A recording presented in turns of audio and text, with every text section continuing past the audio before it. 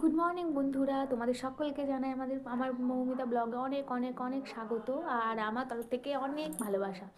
তো তোমরা এতক্ষণ নিশ্চয়ই টাইটেল আর থাম্বনেল দেখে বুঝতেই পেরে গেছো যে কী বিষয়ে আজকে ভিডিওটা করতে চলেছি। তো বক বক না করে চলো শুরু করা যাক। Let's start. তোমরা যারা ভিডিও দেখো তারা জানো যে আমি এখন আমার মানে সেকেন্ড যে বেবি তাকে কনসিভ করেছি। আর আমার একটি বড় মেয়েও আছে। হ্যাঁ, আমার মেয়ের বয়স হচ্ছে মানে এই চৈত্র মাসে 9 পূর্ণ হবে। আর এখন আমি 5 মাসের প্রেগনেন্ট, ঠিক আছে।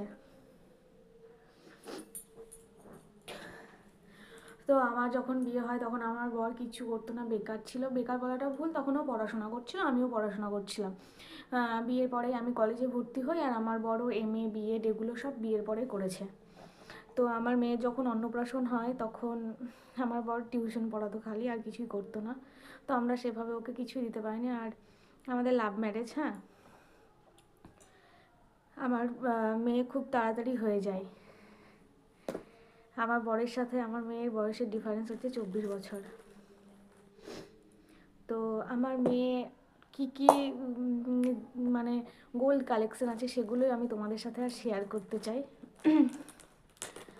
তো আমার বিয়ে হয় তখন আমার এই বাড়ি থেকে আমাকে কিছুই দিতে পারেনি। হ্যাঁ, তো আমার শ্বশুর শাশুড়ির খুব ইচ্ছা ছিল যে ছেলে বা মেয়ে যাই হোক না কেন তাকে মালা দিয়ে নিয়ে আসবে, যেমন করেই হোক। আর বাবারও সেই টাইমটা খুব টাফ সিচুয়েশন গেছে, তবুও তাদের যথাসাধ্য চেষ্টা করে আমার মেয়েকে এই যে যখন নিয়ে এসেছিলো তখন এই চেনটা দিয়ে নিয়ে এসেছিলো।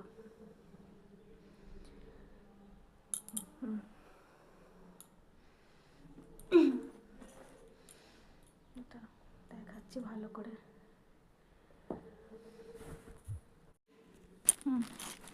এই চেনটা দিয়ে নিয়ে এসেছিলো। মুখ শ্বাসটা খুব ছোট করে দিয়েছে স্বর্ণকার, জানো।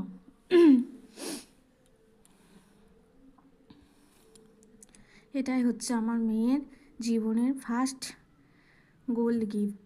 আমার মেয়ে হওয়ার আগে অবধি আমার বন্ধুরা কিচ্ছু ছিল না, কিচ্ছু ছিল না। মেয়ে হওয়ার পরেই আমার হাজব্যান্ডের চাকরি, সব কিছু।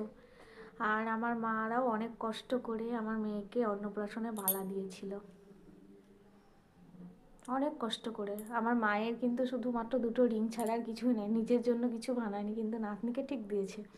আমাকেও কিন্তু তখনও অবধি আমার মা মানে কিছুই দেয়নি সোনার জিনিস, কিন্তু নাতনির বেলায় ঠিক দিয়ে দিয়েছে। তো তোমাদেরকে আমি ভালো করে দেখাচ্ছি। এই যে এই হচ্ছে আমার মেয়ের বালা।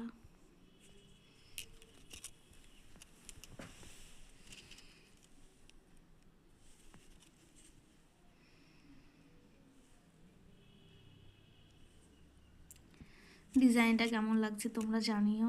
যেমনই হোক আমার কাছে তো খুবই ভালো। তো এগুলোই হচ্ছে আমার মেয়ের আশীর্বাদী জিনিস, জানো তো। এগুলোর সাথে এত ইমোশন জড়িয়ে আছে কি বলবো। এরপরে হয়তো অনেকে অভাব বা অনটনের দিন গেছে, কিন্তু এগুলোকে আমি কখনো নিজের কাজ ছাড়ার কথা ভাবতেও পারিনি। আর আমি জীবন থাকা অবধি আমি চেষ্টা করবো এগুলো যেন অক্ষতই থাকে। তারপরে আসছি এই হচ্ছে টিকি, আমার মেয়ের টিকি। এটা দিয়েছে আমার মেসোমশাই। মেসোমশাইও আমার কাছে আমার বাবার মতো ছিলেন, কিন্তু আর হ্যাঁ, শ্রাবণ মাসে 3 বছর হবে মেসোমশাই আর আমাদের মধ্যে নেই। তো মেসোমশাই দিয়েছিল এই টিকিটা। হ্যাঁ, আমার মেসোমশাই।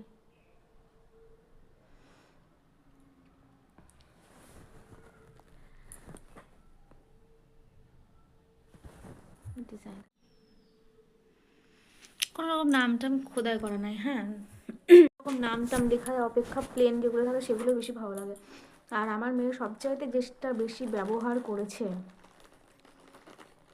সেটা কই, সেটা হচ্ছে এটা। হ্যাঁ, এটা ওর পিসিমণি দিয়েছিল, এই যে চাঁদ। আর সত্যি কথা বলতে কি, এটাই যদি আমি চেন করে দিই ওকে, তাহলে কিন্তু এটা মানটিকলি হয়ে যাবে। ডিজাইনটা এতই সুন্দর। দেখো, সত্যি কথা বলতে বাচ্চাদের যদি অন্য কিছু নাও থাকে, কোনো রকম সোনা জিনিস নাই, শুধুমাত্র যদি একটা চাঁদ পরে থাকে না, তাহলে মুখ পুরো ভরাট হয়ে থাকে। আর এটা আমার মেয়ে এত পড়েছে 3-4 বছর অবধি ও প্রায় পড়েছিল একভাবে। আর এত মিষ্টি লাগতো, আধার কার্ডে ছবি যেটা আছে না ওর, ওটা এই চাঁদ পড়া। তো এই ডিজাইনটা আমার খুবই ভালো লাগে। আমার একটাই ননদ, আর সেই ননদই দিয়েছিল এই চাঁদটা আমার সোনাকে। তোমরা কি দেখতে চাও?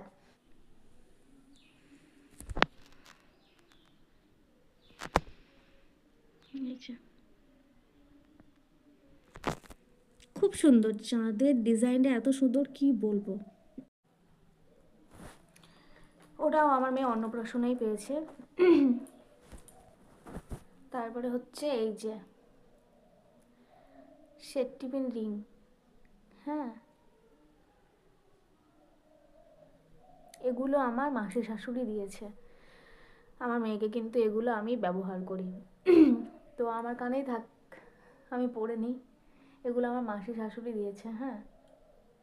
আমার যেহেতু লাভ ম্যারেজ, আমাকে তো দেওয়া হয়নি কিচ্ছু, তো মাসি শাশুড়ি আমার মেয়েকে কানেরগুলো দিয়েছে, কিন্তু আমার ননদ আমাকে দিয়েছে, হ্যাঁ, আমার ননদও দিয়েছে, আমার মেয়ে সমস্যাও আমাকে দিয়েছে বিয়ের সময়।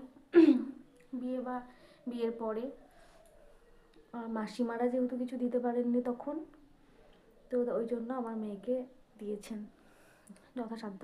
খুব সুন্দর লাগে কানেরগুলো, আমি কাজ ছাড়া করি না। এরপরে চলে আসছি অন্নপ্রাশনে। এছাড়াও আমার মেয়ে দুটো আংটি আর এক জোড়া রিং কানের পেয়েছিল, হ্যাঁ। দুটো আংটির মধ্যে একটা আংটি দিয়েছিল আমার দাদা, মানে যে মেসমশাই আমাকে আমার মেয়েকে টিকি দিয়েছে দেখলা, সেই মাসিরই, সেই মেসমশাই বা মাসিরই বড় ছেলে যে বড়দা আমার, সে দাদা দিয়েছিল একটা আংটি, আর একটা আংটি দিয়েছিল হচ্ছে আমার মাসি শাশুড়ি, আর এক মাসি শাশুড়ি। আর আমার মেয়ের আরেক জোড়া রিং কানের ছিল, সেগুলো দিয়েছিল আমার মাসি, ছোটো মাসি, কিন্তু সেগুলো এই মুহূর্তে আমার কাছে নেই, তো দেখাতে পারছি না। এরপরে চলে আসছে আমার মেয়ের জন্মদিনের গিফটে, ঠিক আছে।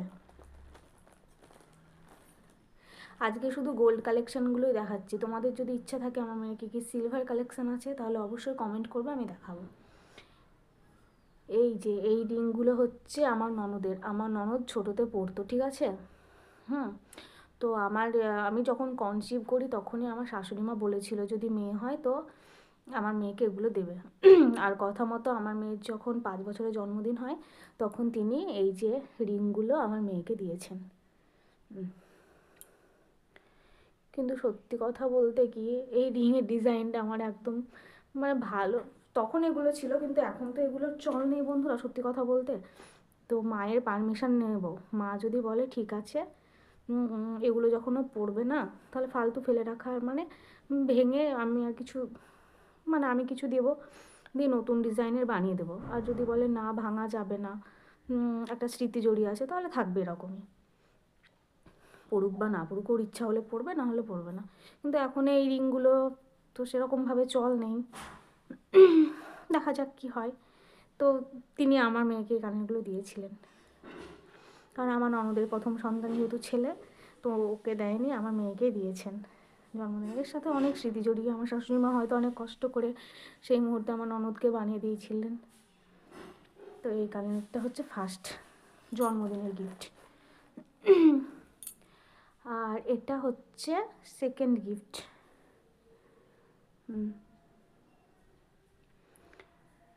এটা আমার দিদি, মানে আমার মাসির মেয়ে আমার মেয়েকে দিয়েছিল জন্মদিনে।